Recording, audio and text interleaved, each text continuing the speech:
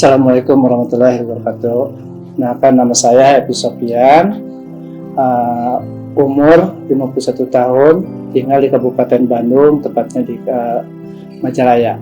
Kebetulan saya sebagai pemilik perusahaan Sutra Alam Majalaya. Kalau untuk berdiri sendirinya Sutra Alam Majalaya itu di tahun 2000 itu berdiri sendiri dengan jumlah karyawan waktu itu baru masih 10 orang. Perjalanan Sutra Alam Majalaya itu memang nggak begitu aja langsung tumbuh besar ya. Banyak lika-liku kejadian, baik yang baiknya maupun yang buruknya itu banyak sih. Seperti gini ya.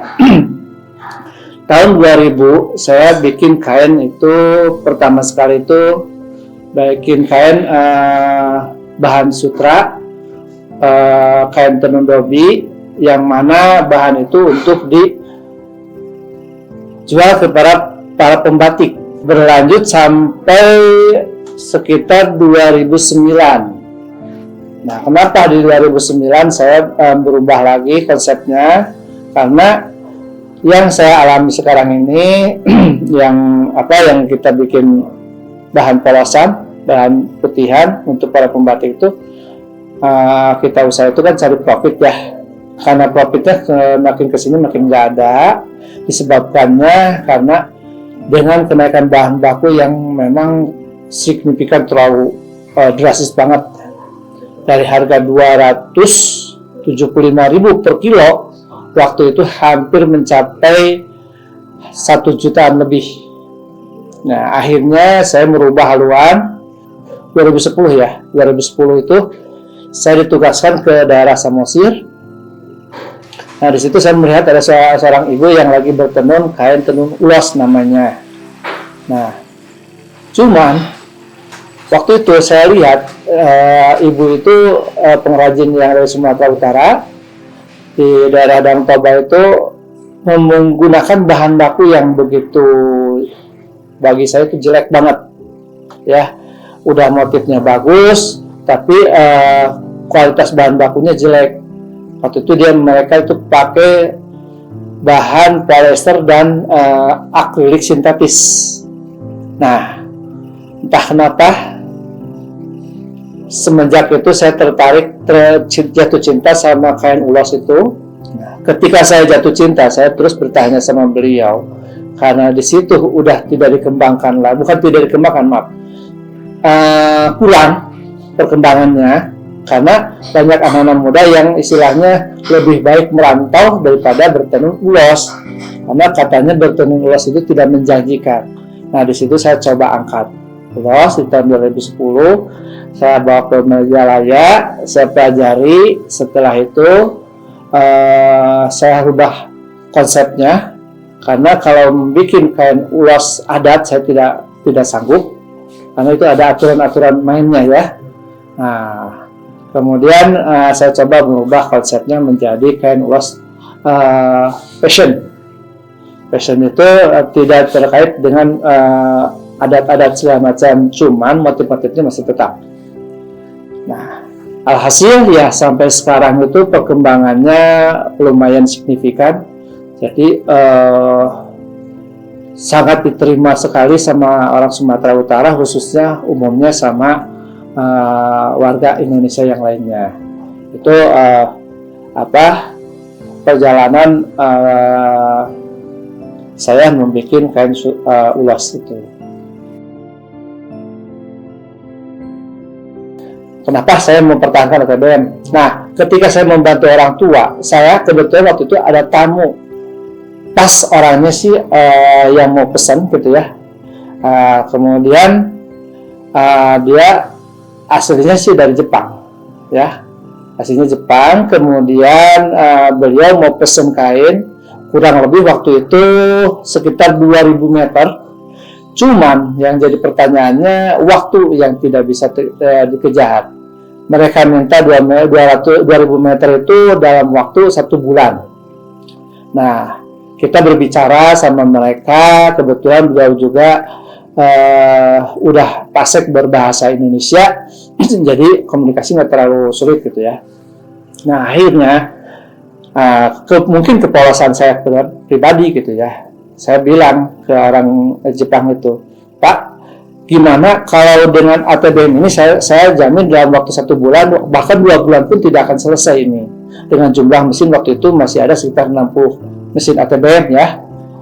Nah itu tidak akan terselesaikan dalam waktu 1 bulan. Gimana kalau saya masukkan ke ATM, alat tenun mesin. Nah di situ baru orang Jepang bicara, kamu jangan pesimis. Di negara saya pun, di Jepang di sana ATBM itu masih ada. Bahkan itu kan lebih, di saya itu lebih modern mesin-mesin daripada di Indonesia, itu kata orang Jepang.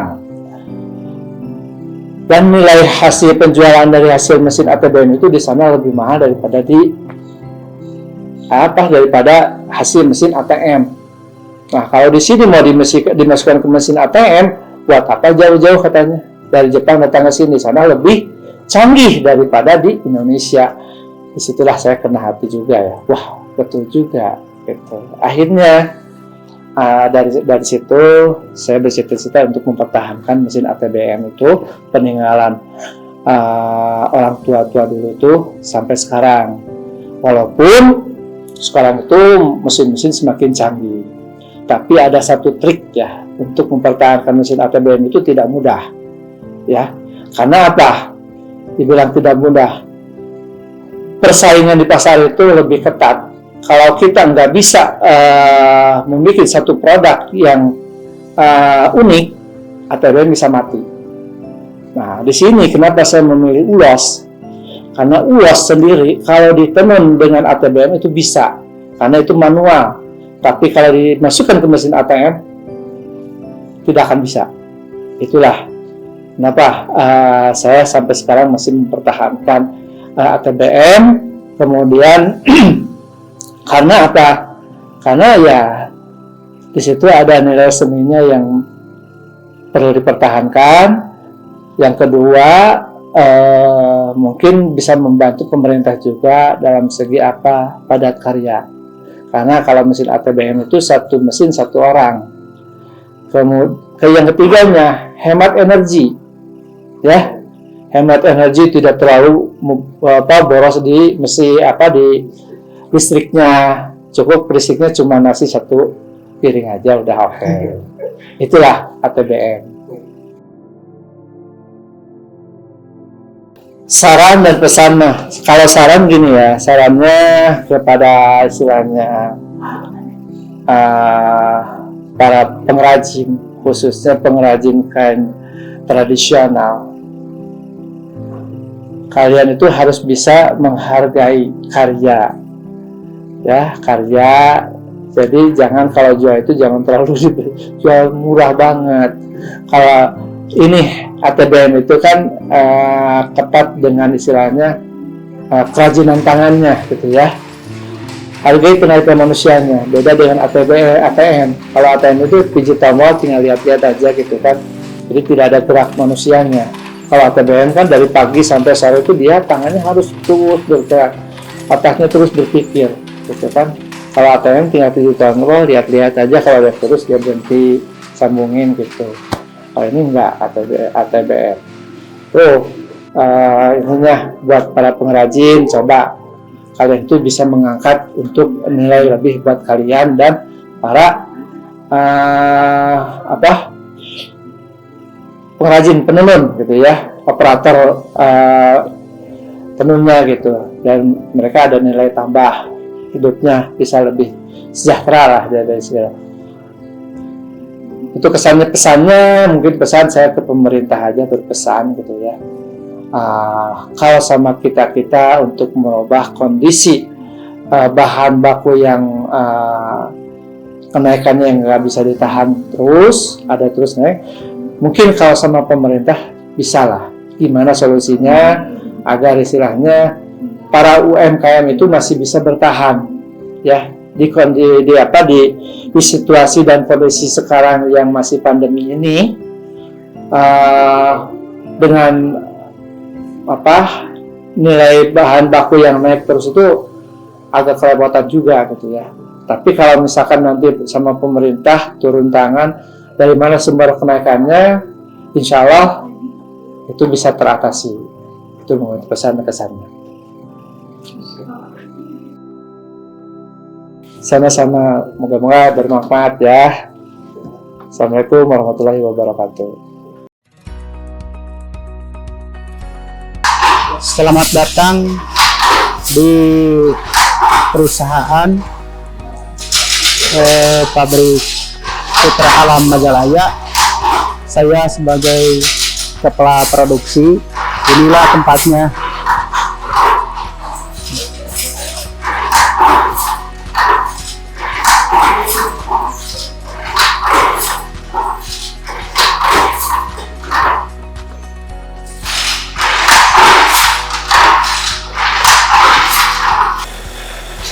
Ini merupakan proses pengelosan setelah pencelupan, dan setelah itu benang akan dipihane menjadi boom, dan setelah itu proses pembuatan kain. Ini proses hane yang akan menjadi boom untuk benang lusi, dan setelah itu proses penyusukan. Inilah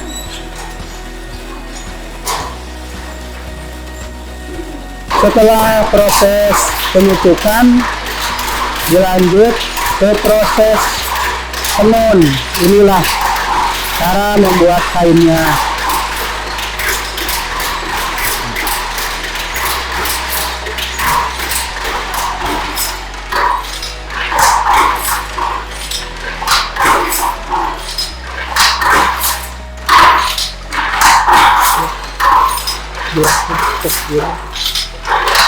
Ini adalah kain jangkar sutra.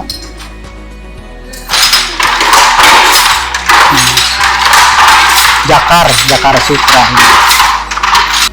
Setelah menjadi kain, inilah proses grading inspect untuk memastikan kualitas kain.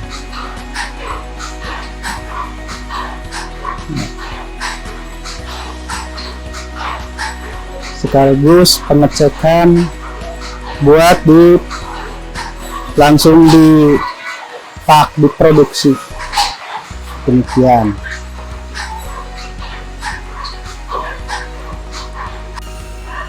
Inilah kain yang sudah jadi, yang sudah diinspek, siap kirim ke daerah Sumatera, khususnya ke daerah Batak. Inilah kainnya, berbagai motif, banyak motifnya.